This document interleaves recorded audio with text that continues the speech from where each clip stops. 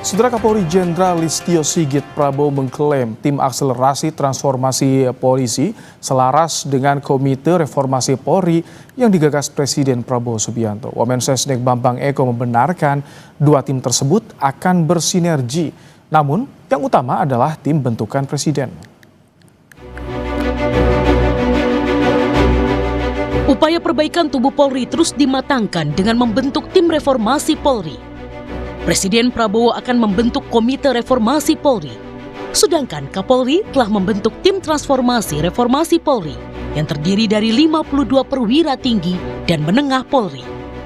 Kapolri Jenderal Listio Sigit Prabowo menegaskan tim akselerasi transformasi Polri yang dibentuk tak bertentangan dengan Komite Reformasi Polri besutan Presiden Prabowo.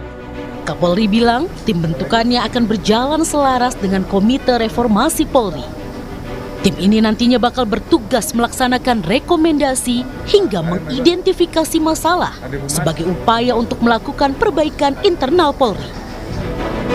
Tim akselerasi transformasi reformasi yang dibentuk Polri ini tentunya selaras dengan apa yang dibentuk oleh Bapak Presiden, yaitu Komisi Reformasi Polri.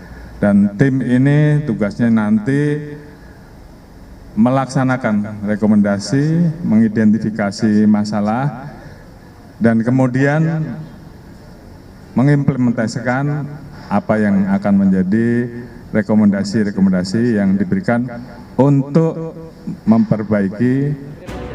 Wakil Menteri Sekretaris Negara Bambang Eko Suharyanto menyatakan, tim reformasi Polri yang akan dibuat Presiden Prabowo Subianto akan padu bekerja dengan tim transformasi reformasi Polri yang dibentuk Kapolri. Namun yang utama adalah tim bentukan Presiden. Kemarin sudah disampaikan oleh Pak Dasko kalau nggak salah ya.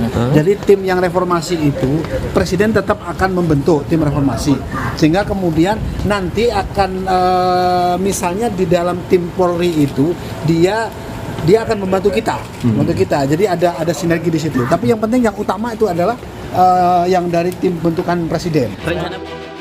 Pengamat kepolisian Bambang Rukminto menyebut, dua tim reformasi Polri yang dibentuk ini harus bisa saling melengkapi agar upaya perbaikan di tubuh institusi Polri bisa berjalan cepat, bukan sekedar gimmick.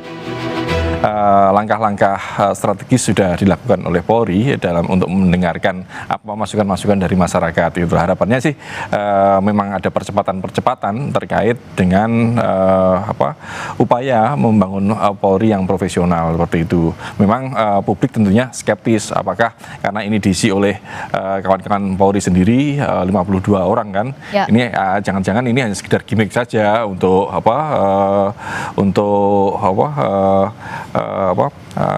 keluar dari desakan publik. Reformasi Polri menjadi salah satu tuntutan yang diusung dalam aksi demo akhir Agustus lalu.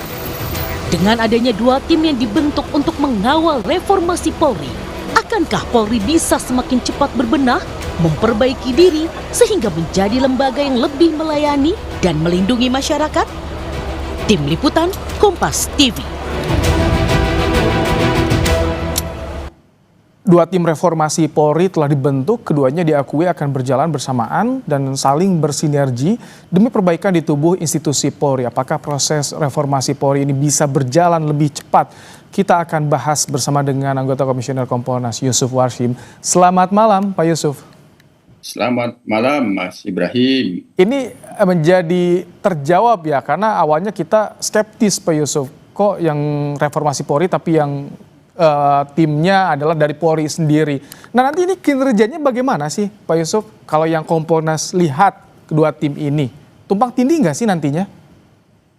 Ya, tentu secara ketatanegaraan Polri kan kedudukannya di bawah Presiden.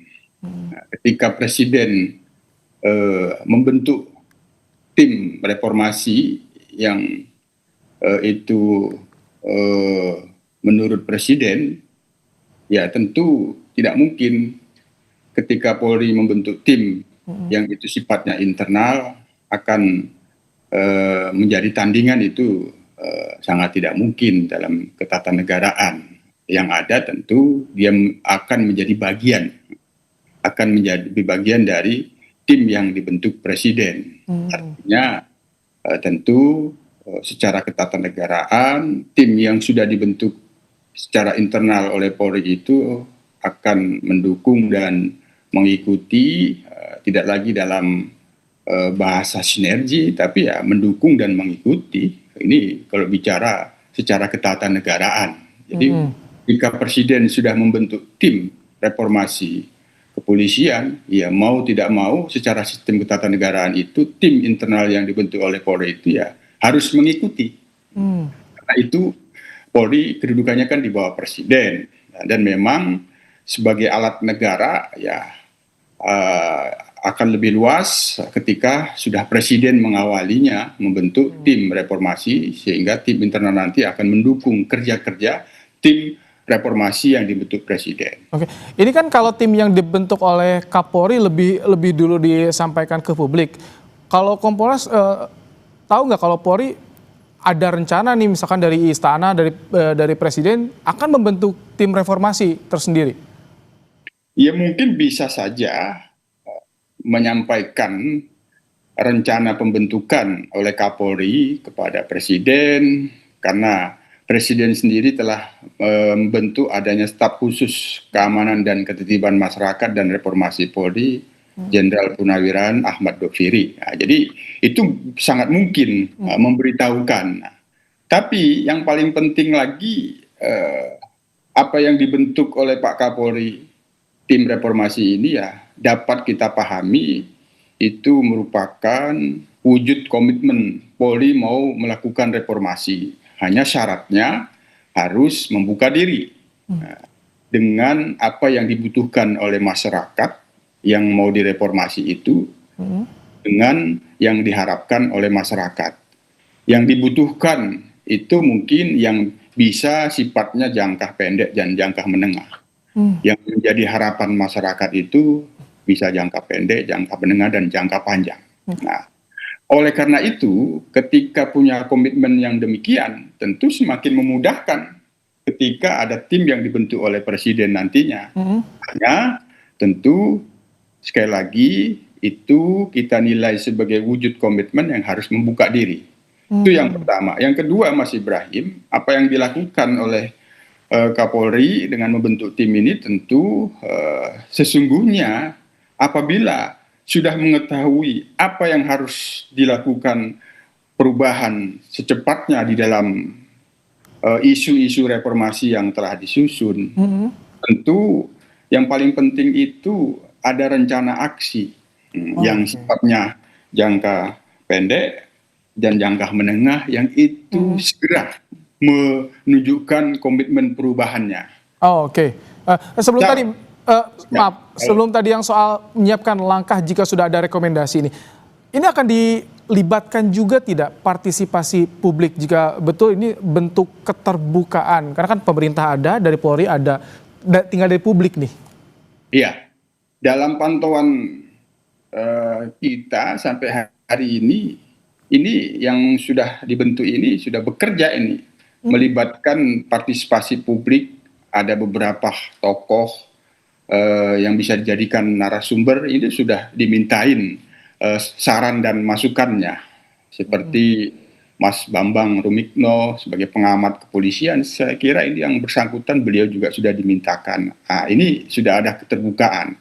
Tapi yang paling penting tadi, sebenarnya kalau sudah ada kemauan untuk melakukan reformasi, apabila sudah ada katakanlah 12 isu yang menjadi persoalan untuk segera dilakukan langkah-langkah cepat melakukan perubahan, yaitu langsung saja dibuat rencana aksi dalam kurun waktu 3 bulan ini, apa yang harus diperlihatkan kepada masyarakat dengan komitmennya itu gitu. Misal terkait dengan blueprint reformasi yang dilakukan pada 98, kemudian ada Undang-Undang Nomor 2 Tahun 2002 itu kan ada 3 reformasi struktur, instrumental, dan kultur. Nah, kultur yang pada saat ini sangat itu dibutuhkan dan diharapkan oleh masyarakat, kultur bagaimana Polri itu bisa melayani.